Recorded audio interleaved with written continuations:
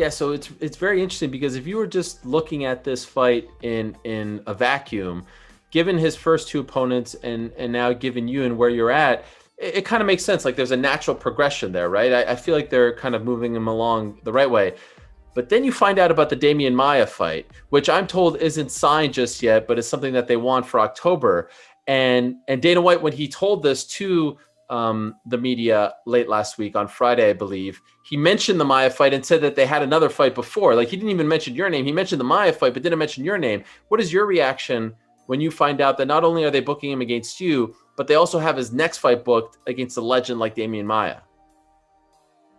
Look, Ariel, plain and simple, it's disrespect, right? He's got to get through me. Like I said, I have tied for the record most submissions in the middleweight division. I'm a dangerous fighter. I'm a game fighter. And look, I get it. He's undefeated. He's young. He fights just like Khabib, who's on a hot streak right now, got a lot of big following. And I'm pretty sure he took the two closest fights back to back, you know, probably in UFC history. A lot of steam coming in behind his name. But you know what? You know, if you want to root for, and this is the thing, I'm not undefeated, right? Like I said, I'm not going to be the blue chip prospect. But you know what I can do? I can be the Miracle on Ice. I can be Cinderella Man. If you want to watch somebody that's, you know, scratched and clawed their way to get where they're at, then watch me. I got the blood, sweat, and you know, under my fingernails just from trying to fight my way back in it. And let me tell you something, Ariel. All these young kids coming up that think they can get by with 8 perfect wins like that, it's not going to happen. Look, he has never met resistance in any of his UFC fights. Every time he goes out there, he just runs right through people. What's going to happen when Khamzat runs into somebody that doesn't do exactly what he wants? What's going to happen when he tries to play out his game plan and what he wants to do turns into a nightmare? And that's what we're going to find out.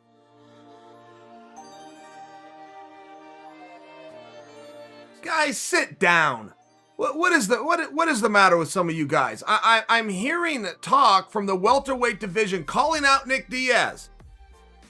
The absolute top dogs in the division that have nothing but fought for championships, should be fighting for championships, and haven't been less than a headline role are calling out Nick Diaz. In all fairness, it's a bully move.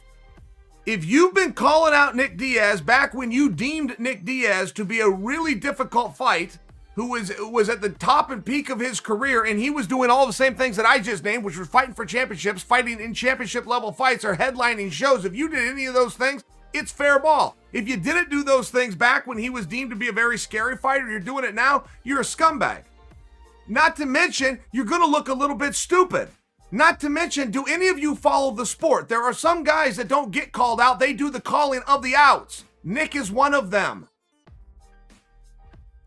I heard somebody say that he should be going in there with Leon Edwards. I think it was DC said it. With Leon Edwards, first off, let's find out what it is Nick wants to do. I mean, in all fairness, you do have to hear that. If Nick is coming back and this is one last run at the championship that he faded his career, okay, great. Then you're going to have to go into the very deep end of the pool. What evidence do we have that that is his goal in the least? This is a special character in a special spot who's earned the special treatment. Very hard to get to where he's at, but he is there because he is the mandate of the masses. There is no part of Nick's last part of his career that had to do with championship fight, contender fights. It all had to do with something special and meaningful, and nobody has ever called him out and gotten their way. The more thirsty you look in the Diaz sweepstakes, the less you're going to get to drink. Not to mention, where were you back when he was competing regularly? What part of the Nick Diaz fight is it that you want? That he's been sitting out for 4 years and you think you could get the jump on him a little more handily than back when he was active and you had a chance to call him out but didn't do it? Why would we talk about putting him in there with Leon Edwards? What part of Nick Diaz has ever said that he wants a contenders fight? I'm singing a whole different tune if he comes out and makes that clear. There is nothing to make us believe that he's looking for a contenders fight.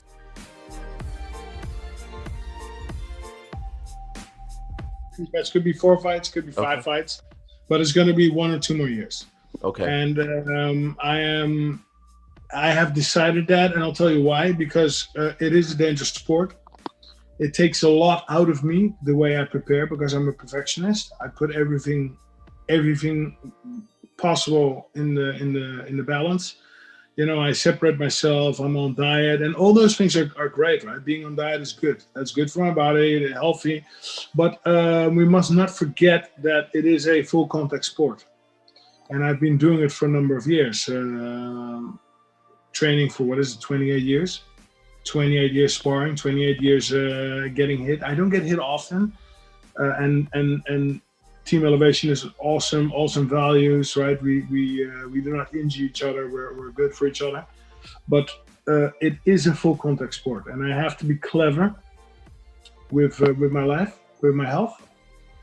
And after 25 years, if I compete another 2 years, I'll be fighting for 25 years. And these last few years, it has been 2 or 3 fights a year. But before that, it was 5, 6, 7 fights a year on average. And you're always in camp, you're always preparing, you're always traveling. And I think it is clever to stop while you're ahead, while you're on time. Mm-hmm. I've seen other athletes, other fighters that get damaged, and I don't want that for myself. Do you find at this age that it takes you longer to recover, that you're slowing down a little bit? Like, do you feel the body reacts differently to the fights? Recovery definitely goes down. I would say after 30. This is something that people don't really. Your recovery slows down after 30. I would say 1% a year, so that's 10 years now. So I would be at 90%. Wow. I mean, and look in the mirror. When you're 20, you go for a drink.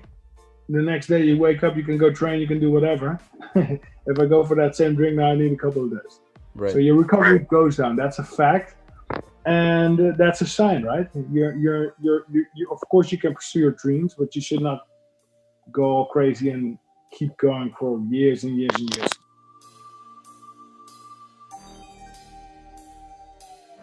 But both these ladies like to strike to start with. Different styles of striking. So you've got Angela Hill, that's much more of a high-paced Muay Thai fighter. She's got a slightly longer stance than a normal Muay Thai fighter, but that gives her more mobility. She's very good at staying active, staying on her toes. Even in a fight against Claudia Gadelha, you could see in the last round, Gadelha was really slowing down, really heavy on her feet, and Angela Hill was cruising still. I mean, she's a little fatigued, but still, she was active. Michelle Waterson's very much the same. She's got a longer stance though, because she's much more of a traditional martial artist. I would say Angela Hill does better at a closer range of striking. She's got a high volume of punches. She's very good at putting her punching combinations together. What we've seen more recently in her career, though, is the use of elbows. And this, especially for the lighter fighters, in my opinion, it can be a game changer. If you understand how to land an elbow, it doesn't matter what power you're delivering it with, you can do enough damage to, cause cuts, get stoppages. Angela Hill's fight against Ariane Carnelosi is a good example of this. She got her backed up and she hit her with a clean elbow and cut her open, and the doctor stopped it. Same situation with the Hannah Cyphers fight, but that was on the ground. So again, elbows standing and on the ground are always very, very useful. The challenge here for Angela Hill is getting close enough to land them. Michelle Waterson, as I said, has got great footwork, and whenever she's fought Thai boxers like the likes of Courtney Casey, if you watch the way that she deals with that opponent, she's constantly moving, constantly changing her angle, moving back and forth, using the full size of the octagon to force her opponent to keep walking towards her. The reason she does that is because if she can create enough space in between them for her opponent to walk into, then she can kick them as they walk into that range. That is definitely the best part of her game.